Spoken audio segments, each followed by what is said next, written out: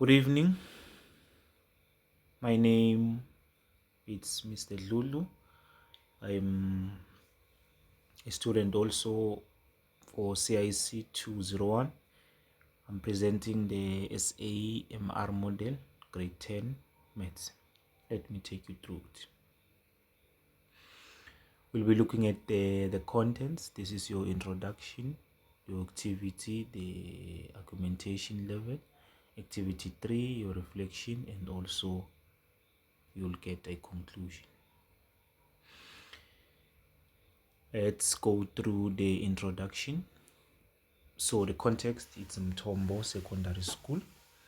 It is a school where I was doing the research. So here I understood how technology it enhanced mathematics instruction and also exploring the four levels of SAMR, which is substitution, argumentation, modification, and also redefinition, and also the SAMR in grade 10 maths, whereby I'll be just identifying current technology in the use of algebra and geometry lessons, and also discussing potential for transforming traditional teaching method using SAMR.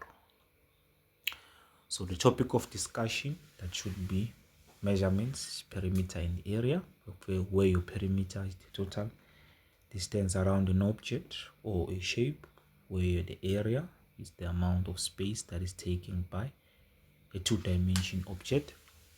So we'll just be outlining the learning objective for perimeter and area calculations. We'll also establish the relevance of measurement in real-world context and also problem solving. And we'll also review prior knowledge of basic geometric shapes and their properties. The substitution level, which is activity 1. I found that the students, they need to identify and define the mathematical terms which are displaced, and also the learners, they have to match images on geometric shapes on their corresponding names. So this is just to enhance visual recognition and terminology.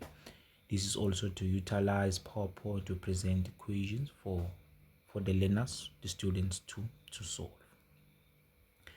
The guiding image discussion, which is just where students will identify geometric shapes and spatial relationships within the guiding image, and the student, they'll have to label similar mathematical object concepts visible in the guiding image, and also utilize digital annotation tools to label geometric figures like circles, squares, and triangles, and all the likes. Activity 2, that is your argumentation level. Enhancing mathematical understanding, interactive mathematical problem solving, whereby we are just using PowerPoint to display calculator generated graphs of quadratic functions, and also solving complex trigonometric problems using calculators, and then presenting step-by-step solutions using graphical interpretation via PowerPoint slides. Enhancing problem solving, whereby the students, the learners, they are utilizing calculators, graphing calculators to visualize algebraic functions, and also interactive feedback and refinement. Modification level, whereby I was using the board for geometric exploration because of the location of the school, and also collaborative problem solving, whereby I was using the computer and also the chalkboard to solve problems and better understanding. Real life problems. So when you're looking at the real life problems to present the two, we are looking at a scenario where you are looking at the area and also the integration of real life applications. Then the learners, they have to transform abstract mathematical equations into relatable narratives and also presenting their solutions.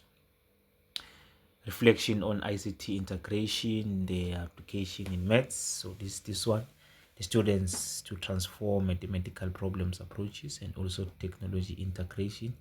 Then the impact of ICT on learning outcomes, whereby we are looking at going beyond the traditional method to introduce ICT in a way of bettering how the learners they approach maths, how the learners they understand maths in their own level of understanding, and also enhancing digital equity for students, cultivating teacher ICT proficiency with the understanding that certain teachers, or rather a majority of the teachers, they are not versed when it comes to the ICT world. So that is also the issue, and we need to leverage community partnerships.